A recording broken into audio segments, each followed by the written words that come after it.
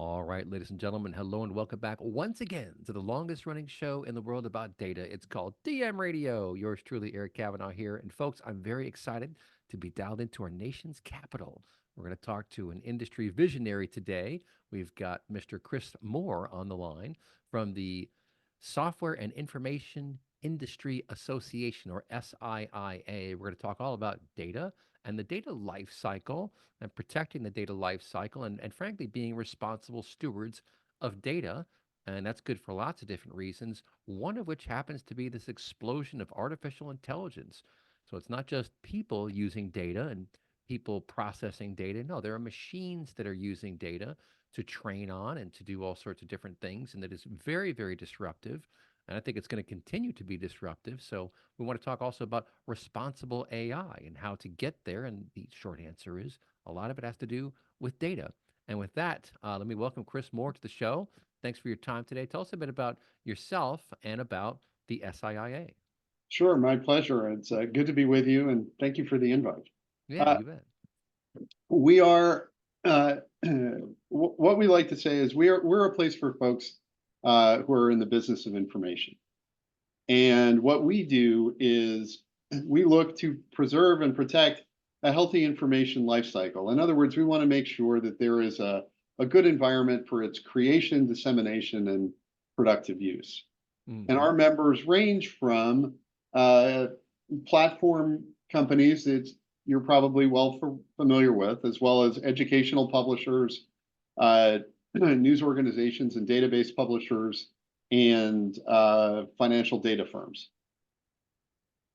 Okay, and you get into a lot of different policy areas, obviously. I mean, there's intellectual property, there's privacy, there's cybersecurity, and just the use of data. So when you talk about the data life cycle, I presume you're talking about data from its creation to its grave, basically, from its That's right. inception through its use all the way to its deprecation, which in many cases doesn't even happen because it just sits around forever. But in a lot of cases, companies will follow process and procedure, and after X period of years, whatever the regulation is, they will delete that data and move on.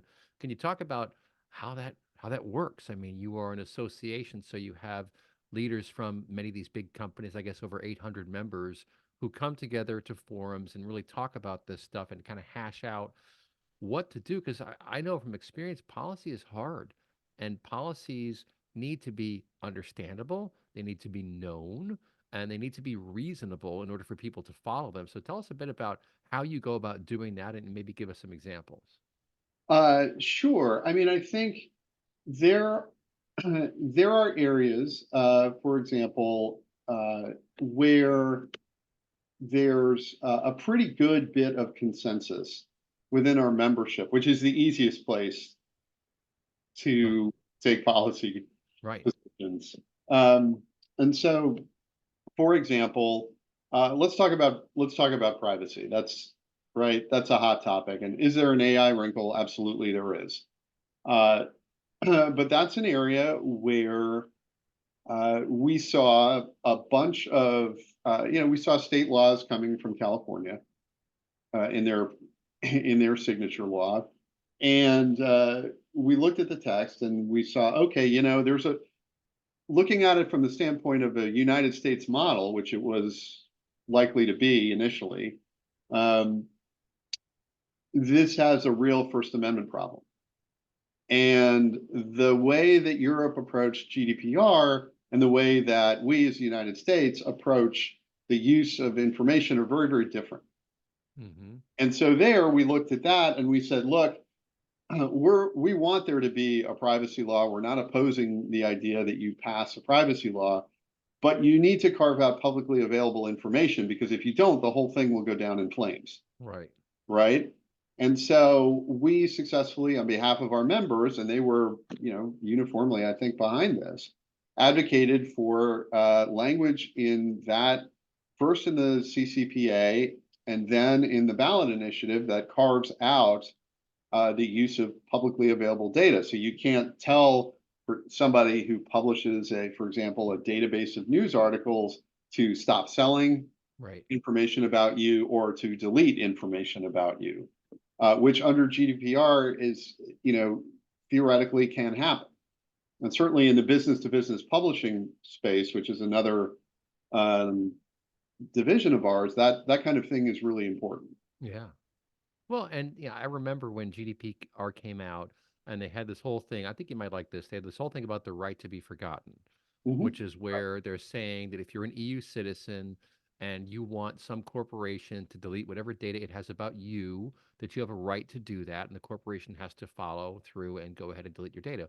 Well, as soon as I heard that, I was like, good luck with that one.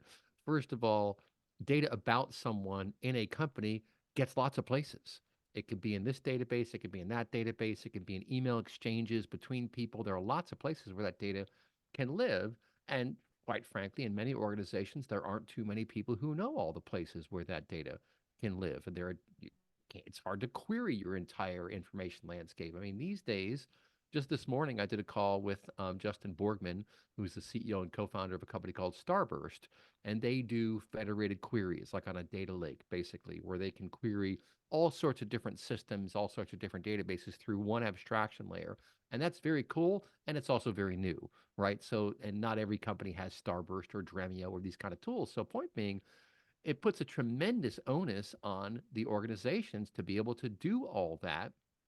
Besides which, it's very difficult to know, is this the John Brown who lives at 101 Main Street or the John Brown who lives at 401 First Street or something? Like, just knowing identity resolution is a challenge in and of itself. So, my point is, GDPR, pretty onerous stuff.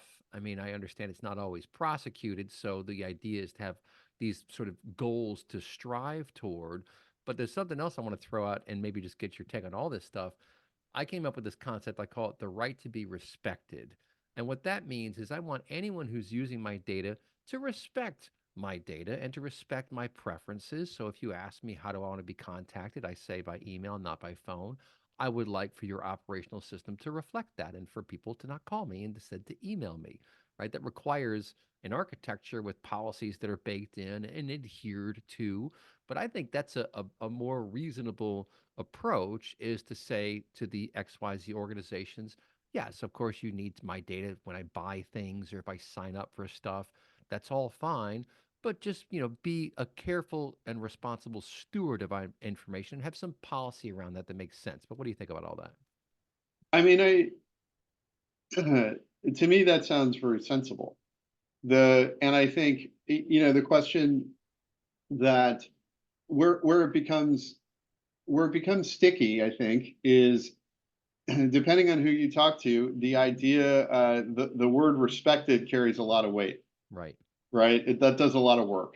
Right. And so, for some people, respecting data meant, the second that I have finished conducting business with your organization, I want you to take all my data, put it on a hard drive, smash it into bits, and throw it in the sea.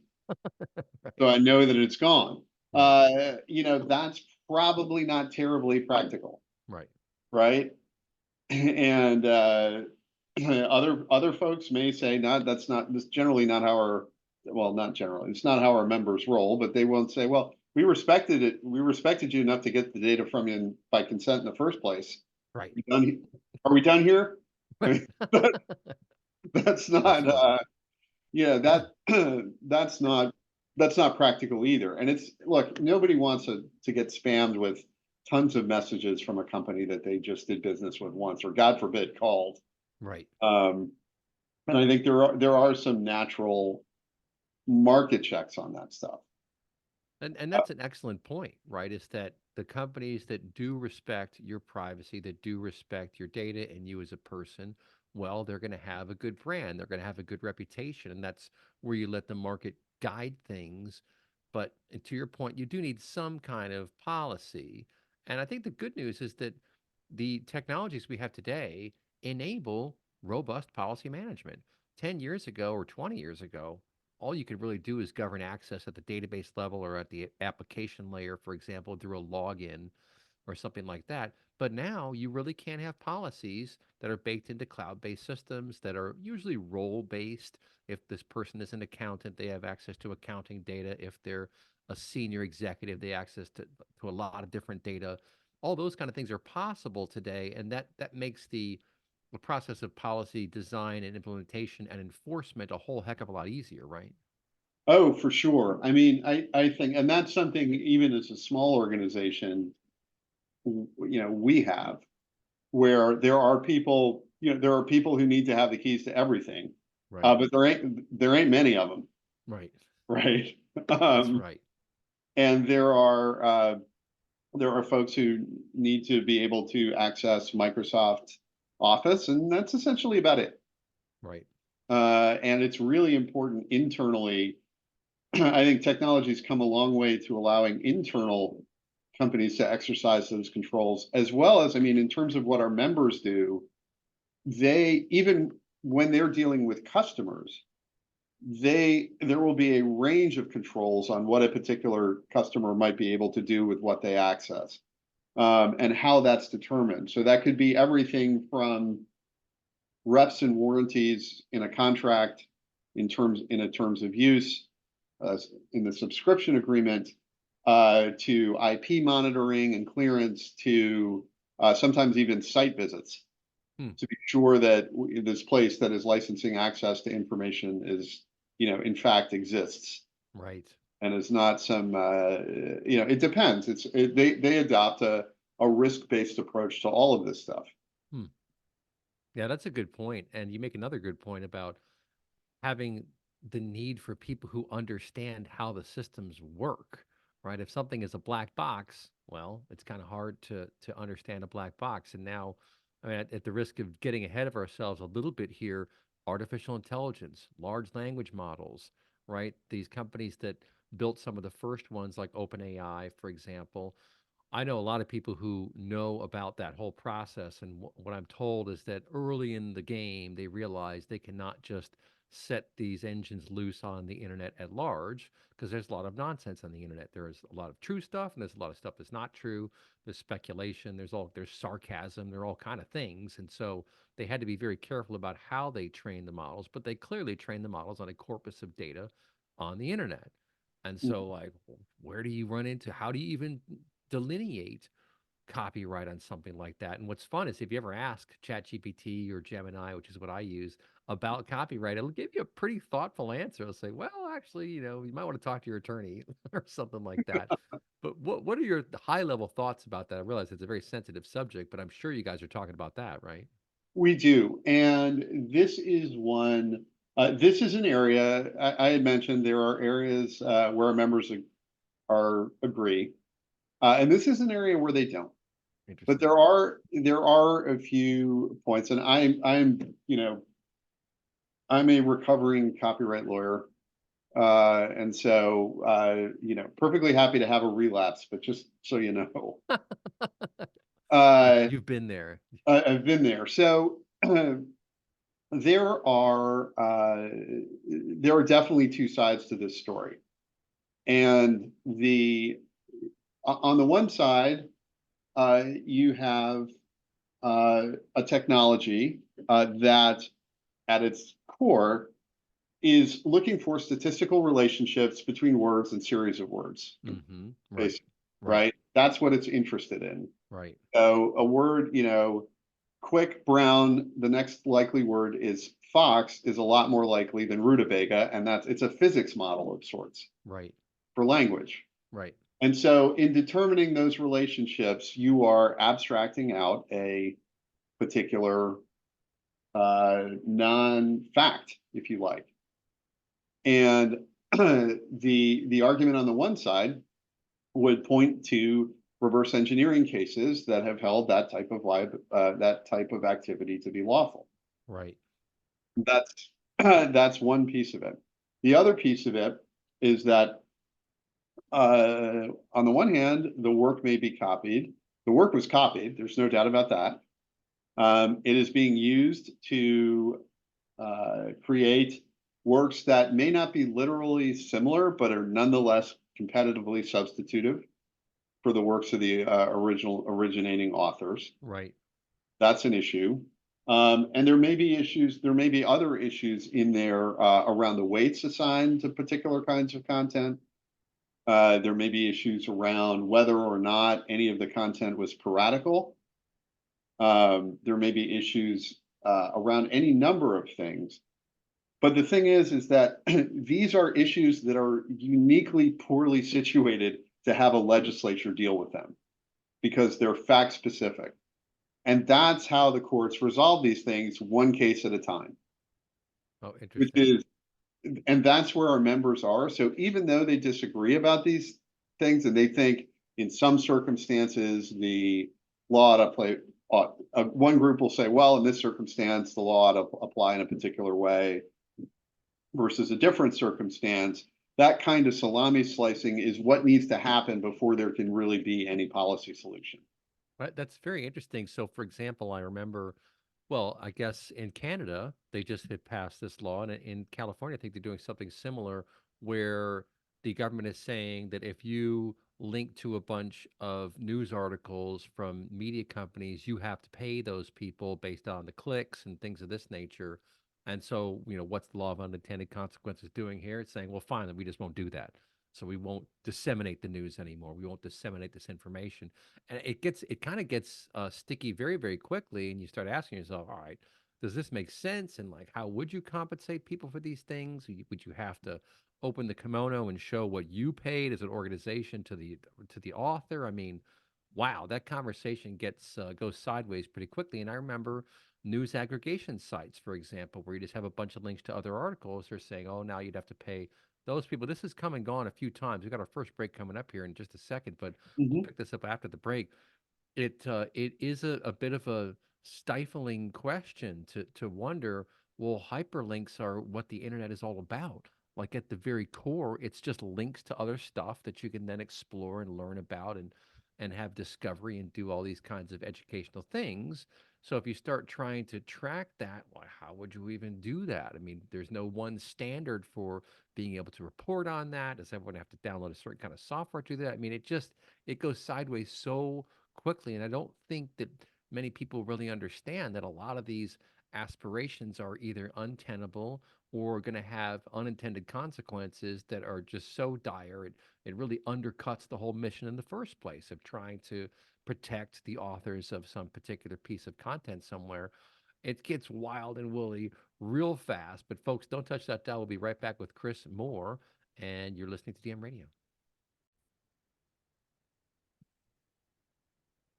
All right, folks, back here on DM Radio, talking all things information life cycle, responsible information management. We're talking to Chris Mohr of the Software and Industry Information and Industry Association, right? Did I get that right? Close Yes, enough. Software It and doesn't really Information roll off the tongue, does it? I got to Industry. work on So it's SIIA, dialing in from our nation's capital, Washington, D.C. And you mentioned in the last segment piratical, meaning pirated. And so that. if someone has trained their model on pirated software, pirated movies, for example, that's a whole separate area that needs to be handled differently from a policy perspective, right? Do you want to talk about that for a second? Sure. I mean, I think I'm talking about when I talk about that, what I'm talking about is in the context of a copyright lawsuit, which is where all this is now. There is uh, there's a defense called fair use, which is Hmm. kind of copyrights, if you like, copyrights golden rule. It's not do unto others and run. It's it's do unto others as you would have them do Right. do to you. And it's Unto designed to be a themselves. rule of reason, right? Right. And so, but it's one that's based in equity or fairness. And so your risk looks different if you had lawfully acquired a bunch of stuff, a bunch of legitimate copies, if you legitimately got access to legitimate copies and used them versus you got access to illegitimate copies, infringing copies, and use those, the fairness balance looks different. It's the risk analysis is simply different. And that's saying it without opining on how the case may turn out, Right. because there's lots of other facts that could swing it one way or the other, but the risk looks different. Right. Yeah, that's a very good point. And so what we're trying to do is define reasonable policies. And I know all about fair use. It basically says, look, I mean, you can read something and remember it. And then if you happen to quote it and you didn't realize you're quoting it verbatim, well, you're not doing something bad. You're just reflecting back. And what's interesting is that's really kind of what these AI models are doing, the large language models. The big aha moment for me was understanding that when you train one of these models on information, it's not actually persisting the verbatim text.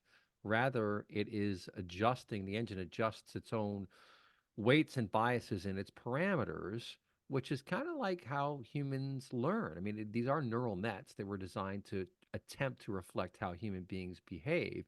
But the point is, it's not like copying and then pasting later on. It's absorbing this information, adjusting its parameters accordingly. And there are billions of parameters in some of these models. And then it's reflecting back to you text based upon your prompt. And it's a predictive engine. Basically, it's a predictive engine that gives you what it thinks you're looking for based upon your prompt, which is a very different thing from just copying text and then pasting it under a different name, right? Yeah, I mean, look, the I had a similar insight for me was that these engines are essentially a particular kind of artist, which I wouldn't describe on a family show. And what what I mean by that is they say, act as if you were. Hmm. So if you ask them a question and say, I would like the answer to this, to a particular question, can you explain the fair use defense to me? You are saying, act as if you are an expert on fair use. What would you tell this person? Right. And then the quality of the data will determine that answer, right? It could Interesting. be right, it could be wrong. And when you get into more sensitive questions around security, um, around, for example, I don't know, creating chemical weapons and stuff like that, it requires a lot of thought and care to make sure that the engine um, doesn't do what it's supposed to, so to speak. Right. Well, and of course, there's dual use technologies. That's a very Hmm. common thing to Sure. watch out for in the government because you can use the stuff for fertilizer or to make a bomb, right? Right. And so you have to be able to understand the difference between the two. And you're right that this comes into question where rubber meets road when there's a lawsuit somewhere, and then you have to hash out all the different issues and try to understand. But I think you're on target to say that the fair use doctrine is meant to be fair, as the name would indicate. It's meant to say, all right, there are lines we can draw about how you can responsibly use these things. And as I understand it, in the music industry, there's some pretty precise rules around that, like how many notes in a row can be the same and things of this nature when push comes to shove in a court of law somewhere. But just generally speaking, it's very interesting to me to see how these large language models have triggered all these conversations around ethics and ethical AI and what you can Mhm. do. And I think the answer to most of that is solved in two different ways. One is data governance, and the other is transparency. And the transparency argument, I'd be curious to hear your thoughts on that because, of course, you got Llama 2 and Llama 3 from Meta, which are open source. OpenAI used to be open source. It's not now. It's now a black box. And what do you think, from your perspective, how big a difference is that? How does that change things when it's a black box versus an open source model? So that is, I'm going to give you an answer that's accurate and both technically accurate and practically useless. And the answer is that it depends. Right. I think, because we have seen these debates before. And by that, I mean, there was a time when those who made, and I'll put it in scare quotes, black box software were Right. scared to death of open source, Right. viewed it as a virus, one that needed, a proportionate response, Right. right? Right. And it turned out to be a really good way of developing secure and interoperable systems in certain circumstances. There are times when you will want that. There are times when you won't. Um, I think here we are seeing to some degree a similar kind of Right. we're seeing a similar drama play out. I think it is a little different around the edges, but there it really has to go there. The way that it's different is that the engines themselves are so flexible. Hmm. And so there, in other Interesting. words, if you're building, I don't know, an open source video rendering tool, just looking at this screen, that's what it is. Whereas an open source AI model is different. So what is the right approach to that? The right approach to dealing with something like that is going to be based on risk. In other words, you have to be sure that as, and this is the way that the US is progressing, this is the way the White House has made clear that it wants to go. They want a risk-based approach to this. Hmm. But to give you a really simple answer, and in our experience, I mean, we've been around for, going on, we're creeping on 50, Wow. which is a long time for a quote technology, close quote association. Right. So, we've seen a few rodeos. Um, and in our experience, anyway, technology neutral regulation tends to be the best way to approach these things. In other words, you don't look Mm-hmm. so much, you look at the risks that the technology creates. So Mm-hmm. fraud is still going to be fraud. It doesn't matter if it's a scammer calling you in real life or if it's a bot scammer using AI to create a voice. They're both okay. Both of those things are scary. They are both. It's a dual use technology, right? People they will use it in movies, for example, Mm-hmm. to create a character that no longer exists or an actor's voice that can no longer use his. Right. Right? That's dual use technology, but it's still fraud. Right. And there are remedies for that. And if there are technology specific angles, that's what we need to look into as opposed to saying, okay, and this is typical of the EU, sort of where they started was it's not coming out unless we approve it. Right. And that's which treats your Spotify algorithm the same way that it would treat power grid management. Mm-hmm. That's just not that doesn't make sense. Yeah, and you're reminding me of something too, because deep fakes are definitely an issue. Certainly, we're going to see this in the political sphere. I mean, Hmm. I've seen a couple that were very funny. I'm not going to lie. I won't say which one it was or who it was, but it was like, what? What did she say? I had Hmm. to laugh, but okay, it's a deep fake. That's what's happening here. But I think that probably, and I'd be curious to hear your thoughts on this, there are some very practical ways you can leverage technology to know if something is genuine because most cameras are digital cameras these days and they have a whole host of metadata that's baked into that device about what device it is, what time this thing was taken, what the location was. A lot of them have geolocation. So if you pass all those markers, then that looks good. Then you could say this photograph was of the wreckage from a tornado in Kansas and it checks out. Yep, it was in Kansas. Yep, it was this date. Okay, that looks pretty good. And you're starting to see, I think it was Meta and someone else say, maybe it was Google, they're going to try to create some watermarks on digitally altered photography, videos, things of this nature. Also, I think that's a very practical way to go because then you'll be able to sense that or your browser can sense that and it'll say and you can turn it on or off like is this real or is this generated. I think that's some pretty good stuff. Even when someone calls you on the phone, is it a real voice? I mean, I get calls and I know the technology underneath, so I'm curious to see and like they'll wait a second. Oh, how are you doing? Anyway, this is Jane from such and such. Bop, bop, bop, bop. I'm like, okay, sure it is. Like this is a computer voice talking to you. But what do you think about all that about the practical ways we can leverage technology and existing formats and protocols to kind of shepherd ourselves towards getting to the truth? So there's one of the ideas. Um, I tend to be optimistic about the role of technology in this space. In other words,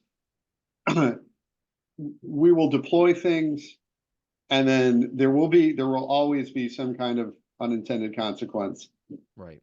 right? One way or another, and then we figure out a way to fix it. So in this particular space, content provenance, what you were talking about, is that's exactly that's exactly the kind of thing that can Right. greatly ameliorate the harm from deepfakes because you'll know where the image came from and whether That's or right. not it was altered. That's right. That's that kind of thing. It takes time. Standards take doesn't take long to lie. That's a right? good quote. Um, but it does take time to develop standards for figuring out what the truth is, particularly when you have a variety of companies with a variety of different kinds of IP getting together and trying to figure out something that's going to work for everybody. That's how the standards process works, and it's an incredibly valuable one, but it takes time, Right. right? And we've seen the same kinds of things happen in all kinds of areas. Content moderation. I know it's a what they call a fraught topic, Right. right? But those algorithms get a lot of bad stuff down. Hmm. They get a lot, and yes, are people doing bad things? Yes. Are they doing bad things on the internet? For sure. And it takes a and it doesn't take the scale is so the numbers are just so big that even a small failure rate is an enormous amount of Right. available bad stuff. Right. That's Um, interesting. Yeah. and it's hard to it's hard to persuade people that they're people are trying really hard when the numbers are so big. Yeah. But it's it's kind of like from the old days, proving your value as a council through all of the bad things that didn't happen. Yeah. That's funny, right? Like you can't prove a negative, right? Exactly. The age old argument. Right. Or if they did, things would get really, really bad Right. Well, there you go with in a again hurry. the law of unintended consequences. And, boy, can it come just screeching down the pike if you throw down some mantra or some dictate about what can and cannot be done. Again, I get to what I call the black market effect. When rules and regulations are unreasonable and significantly unreasonable, you can rest assured that people are going to go around them. They're going to find other ways to do it. They're going to offshore it. They're going to get deputies to do it. They're going to pay people other ways to, have them do it. I mean, there's just like a thousand things you can do. And getting to the bottom of it is a very difficult thing. I had a guy on this show a long, long time ago, I think in 2009, a guy, I'll never forget his name, Chuck Nice from the Insurance Institutes of America. And he had this great quote. He said, "Let me tell you, if an insurance company wants to hide something, you're not going to find it." And I was like, wow, I hadn't thought of it that way. He had a great quote too, because we were talking about could better governance have prevented the housing crash in 2008, or the market crash, basically the money markets that went down and all that stuff. And he said, "Yeah, I don't think so." He goes, like, "Who would have known that lending money to people who couldn't afford it was a bad idea?" So you get back to that practicality argument, right? I mean, you can talk all day about theories and policies and all these kinds of things, but at the end of the day, it has to be reasonable. It has to make sense. Well, folks, second segment is up here. Stand by. We'll be right back. You're listening to DM Radio. All right, folks, back here on DM Radio, talking to Chris Mohr with the Software and Information Industry Association, or SIIA. And Chris, here's a topic that I'm dying to learn about: data brokers. There's so much data being bought and sold. There are all these contracts out there. A lot of good stuff is happening. A lot of people have no idea that this is happening or what's going on with it. But give me your take on data brokers and what the policymakers are trying to achieve in that whole world. So I think, well, what they're trying to achieve, I think, is the question is not what they're trying to achieve because we share those goals. It's really a question of method. And they're very much at times it feels like they're very much at the world peace stage of thinking. Um, the World peace stage of thing. the That's funny.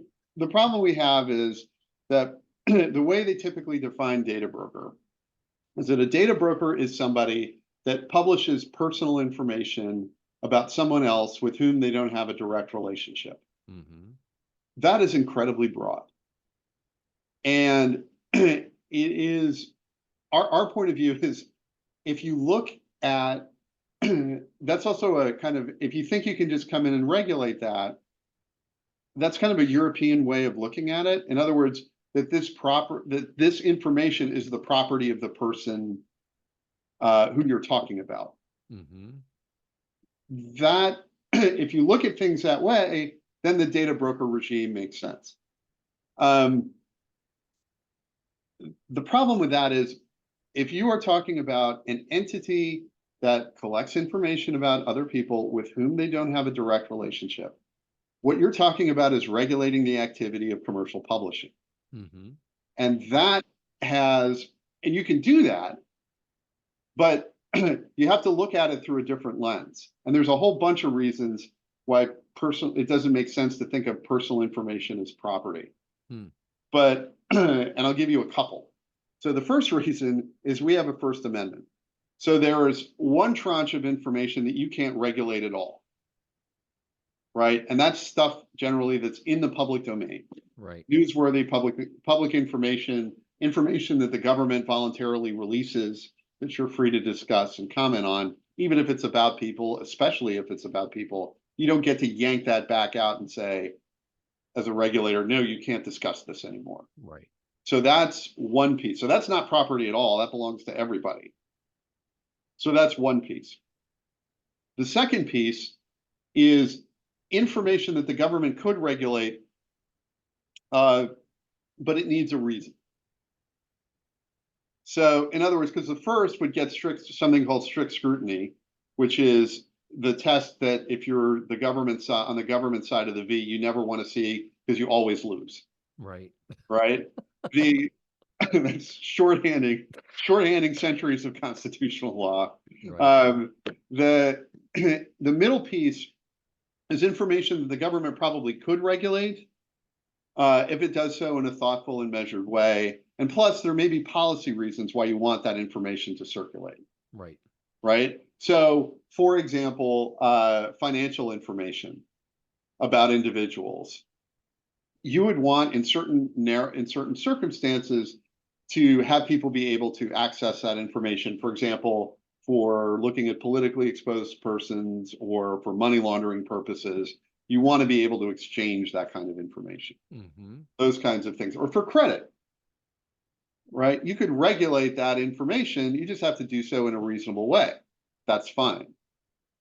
And there's lots of stuff there's lots of stuff that falls in that bucket where if it's done in a measured way, that the government can regulate the potential for misuse, because they're going to look at the risk from that and decide, okay, no, you can't use it for this. And then there's a third tranche that's really easy to regulate, where the where the harm is so obvious and intuitive from the use of that information that it follows the way night follows day. So, for example, unauthorized distribution of passwords or account numbers or full SSNs, et cetera. Like that type of stuff that has yes, there are no ideas there. Really, it's a key of some kind, as an example. I see. But it's more functional than anything else. Right. That kind of stuff is easy. And a commercial publisher of that type of information is probably not serving a wildly useful purpose. That's right. Right? They're probably bad guys. They're probably bad guys, but there are people who maybe who are who may be selling geolocation data or other kinds of data that have a lot of really valuable purposes that you would want to allow to continue. Mm-hmm. And that is true both on the private sector side. It's also true on the government side, where the availability of this kind of information is a legitimate concern, but it becomes a proxy war for law enforcement priorities. Hmm. So in other words, rather than saying, okay, you are using certain kinds of information to track down folks who have overstayed their legal welcome in the country, or if you're using it to track down pregnant women, those, therefore we ought to ban all law enforcement use of that information. Right. Right? Do you really want that? Right. Right? I mean, do you really not want to be able to get access to the cartel operative's cell phone? Is that the end result here? Right. Right? I mean, that is a completely legitimate discussion. These are the cliffs. These are the cliffs they talk about, right? From a legal perspective, you can go off the cliff this way, you can go off the cliff that way. You don't want to go off either cliff. You want to stay somewhere in the middle. Somewhere in the middle. But that, it's a very charged environment around both of these things, because there is no doubt there are people doing bad things with data. There's no doubt about that, right? I mean, there are people selling this to people that they shouldn't sell it to. I mean, our members don't do this, that kind of thing. That's why Right. they take know your customer type steps, Right. right? That's different. That's kind of part of the responsible action. Yeah. But we view it as, again, if you view it through a publishing lens, you it makes to me it makes more sense. It's in a sense easier to regulate because you're focusing on specific risks, and then you drill down on those risks, and you don't have to worry so much about the First Amendment because you're going to Interesting. be narrower and more focused by definition. Yeah. Whereas if you think of it as property that's being used willy-nilly, it's almost impossible. You're guaranteed your chance of unintended consequences is it's almost guaranteed. Yeah, wow. That's excellent. Well, we got time for one more thread. I think the Okay. segment's ending here in a second, but I'm going to tease this and we'll pick it up in the podcast bonus segment. But Okay. this whole concept of alternative data, which Uh-huh. now is everywhere, and data brokers are buying it and selling it all over the place. And Mhm. I've done some pretty good research on this, and I realized that there are several companies I've talked to I know that are capturing pretty much a lot of it is geared around what they call exhaust data from credit card companies, but it's kind of a misleading term because they will collect how much you spent at this restaurant, how much you spent at the gas station, like all the detailed transactions are actually being bought and sold to investment bankers, to other institutional investors. So what happens is that some of these folks have enough data now to get a baseline and understand consumer behavior, and they can't get cash, but they can get credit cards. I don't think they can get debit cards, but maybe some of them can. And so, point being, there are now organizations that know from the raw transactional data at scale which companies are going to meet or beat market estimates on Wall Street. Well, if you know that, then how the heck do you lose when you gamble? Because the analogy I give is, let's say there's four of us playing cards at my house, and the rule is I can see all your cards, but none of you can see my cards. Well, if I lose, I'm an idiot. I don't know the rules of gambling, apparently, because I have such an advantage now because I know what all of you have. And I know this is happening. So, my argument, I'll let you think about this as we go to the break. My thought was from a policy perspective, let's say that if credit card company is going to sell this exhaust data to one of these brokers, they must also publish anonymized data to some consumer facing data lake that then any investor or any interested party could log into and kind of browse around and see and better understand. Because that kind of information is very valuable. If I run some kind of retail operation and I can see at some scale which products are selling, which products aren't selling, what's happening in this region, what's happening in that region. That helps me do a better job of buying things that I know my customers will probably want without revealing too much about where the data came from. But at least it's useful. And what I'm really angling at is a way of leveling the playing field between these insiders. And I even came up with a term for it. I call it outsider trading, right? So insider trading, everyone understands that. Outsider trading is where from the outside, I've been able to gather so much information that I know exactly what's going to happen next. But we'll pick that up after the break in 1 second. We'll be right back. All right, folks, we're back here with Chris Mohr from SIIA. I just threw a curveball question at him there. I'm curious to know, what are your thoughts about all this alternative data stuff and policies we can define that are reasonable that will level the playing field? So a couple of things there. I mean, one is I hear that word in a bunch of different that phrase rather in a bunch of different contexts. And I think we're talking about, so I'm sure we're talking about the same thing. What you're talking about is kind of information that's available that's outside of sort of the four corners of required reporting. So Right. that could be everything from, as you say, credit company exhaust, credit card exhaust data to social media trend data. Mm-hmm. And so when this data is, I think the way the rules are now, this information is scrubbed so that there's no material non-public information in it. So there was a company called App Annie that got into a bit of hurt with the with the SEC because it wasn't taking that stuff out. Hmm. And lo and behold, like you can imagine, their results, right, were pretty good. But that's not what the business is. What it is finding information from these different sources. Each of these firms has their own way of balancing and analyzing it, and then providing, as you said, recommendations, trading recommendations to, or data from which trades could be made to, Right. right, to That's right. to different types of investors. There is at the moment, I mean, I think I would hesitate to mandate competition in that space. I would be intuitively, I mean, intuitively, I think, the business is, I think, growing. So in Hmm. other words, Interesting. the initially it started, okay, we're getting this information.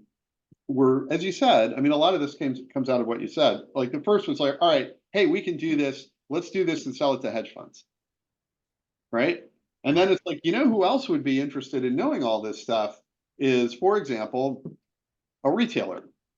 Nothing wrong with that either, because all of this information is de-identified. So Right. it's really just like it's just, okay, there were this many sales and these are the trend lines, make your bets. Right. Right.